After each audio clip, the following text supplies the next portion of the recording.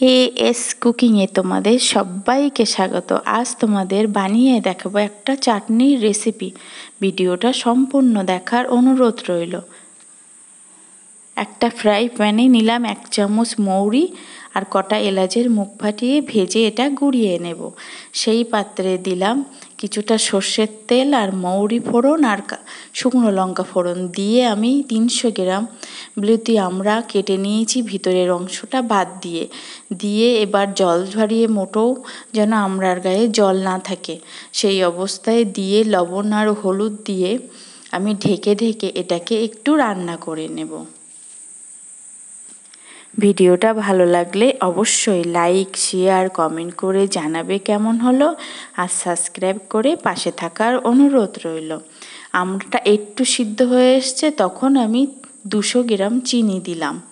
চিনিটা দিয়ে ভালো করে নাড়িয়ে চাড়িয়ে মিশিয়ে নিয়ে আমি আবার ঢেকে কিছুক্ষণ রান্না করে নেব লো টু মিডিয়াম আঁচে।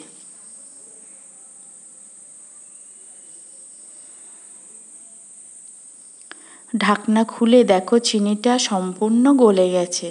আমি এই চাটনিতে কোনো জল ব্যবহার করব না, এই চিনির জলেই হয়ে যাবে।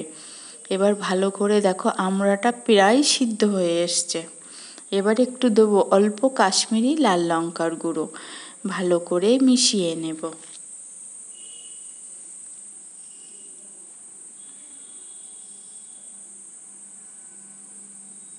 এই চিনির জলেই ঢেকে রান্না করার পরে আমড়াটা পুরোপুরি সিদ্ধ হয়ে এসছে। দেখো যখন চিনির রসটা 1 তার 2 তার সবে হবে, তার মানে বুঝবে যে হয়ে এসছে। এবার সে ভেজে গুঁড়িয়ে রাখা মশলাটা দিয়ে দেব, একটু দানা রেখে গুঁড়িয়ে দেব, দিয়ে ভালো করে মিশিয়ে একটা পাত্রে ঢেলে নেব।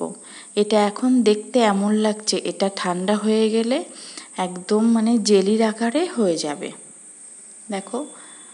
দেখেছো এটা ঠান্ডা হয়ে গেছে, এটা একদম জেলির আকারে হয়ে গেছে।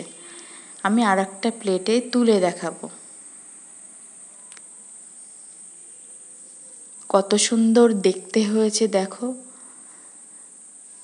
কালারটা এত সুন্দর এসছে যে ওপর থেকে নিচে সব কিছুই দেখা যাচ্ছে।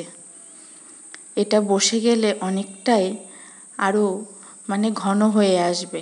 তোমরা এইভাবে বাড়িতে একবার এই বিলতি আমড়ার চাটনি বানিয়ে দেখো, খেয়ে সবাই মুগ্ধ হয়ে যাবে। এত সুন্দর টেস্টি হয় খেতে।